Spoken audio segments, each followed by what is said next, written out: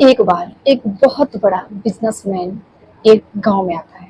उसका प्लान होता है कि वो गांव में फैक्ट्री लगाए, लेकिन चलते चलते वो ऐसी जगह चला जाता है जहां से उसे गांव में जाने के लिए यदि वो रोड से जाए तो उसे 10 घंटे लगे, यदि वो नाव से जाए तो उसे केवल 30 मिनट लगे।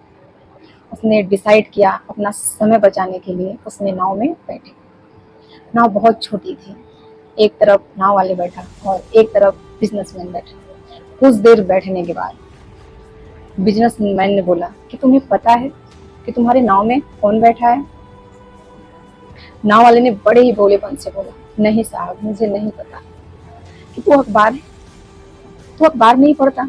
हर दूसरे दिन मेरी अखबार में फोटो आती है। तो बोला कि नहीं साहब, मुझे अखबार पढ़ना, मुझे लिखना पढ़ना नहीं आता। बचपन में ही पिताजी के जाने के बाद घर का ध्यान रखने के लिए हम बचपन से ही काम करने लग गए, तभी से मेरा स्कूल छूट गया।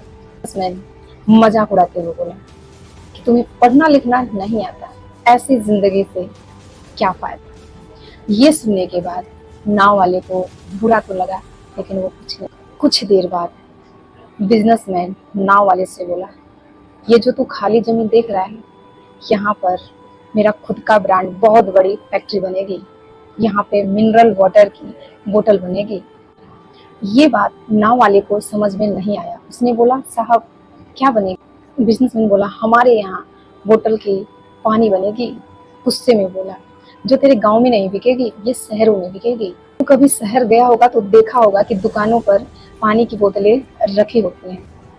फिर नाव वाले ने बोला, अरे साहब, मुझे कैसे पता, अभी तो मैं इस गांव से कभी बाहर ही नहीं गया, तो मुझे क्या पता होगा। बिजनेसमैन हंसते हुए बोला, तू कभी गांव से बाहर ही नहीं गया, तुझे पता भी नहीं कि शहर क्या हो। बोला कि ऐसी जिंदगी से क्या फायदा।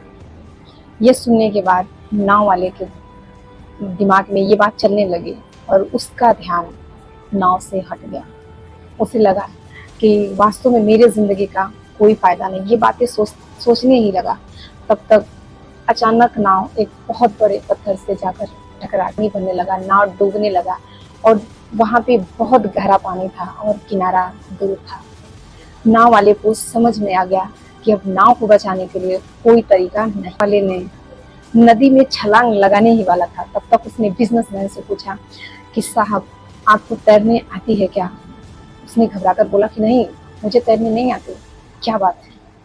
उसे हंसी आ गई नाव वाले को। उसने बोला, ऐसी जिंदगी से क्या फायदा। इतना सुनने के बाद बिजनेसमैन को अपनी गलती का एहसास हो गया। हाथ जोड़कर माफी मांगने लगा और बोला, तुम मेरी जान बचा दो, तुम जो कहोगे मैं वो तुम्हारे लिए कर दूंगा। नाव वाले ने बोला कि घबराइए मत, मैं आपको कुछ नहीं होने दूंगा। मुझे सिर्फ तैरने ही नहीं आता, मुझे डूबते हुए को बचाने भी आता है। नाव वाले ने अपनी ही जान नहीं बल्कि बिजनेसमैन की भी जान बचाई। इस कहानी से एक बहुत बड़ा सीख हमें लेनी चाहिए कि लाइफ में कभी भी किसी का मजाक नहीं उड़ाना चाहिए और अपने आप से कभी भी किसी को छोटा नहीं समझना चाहिए, क्योंकि हमें नहीं पता कि कब किसकी कहाँ और कैसे जरूरत पड़ जाए। Thank you.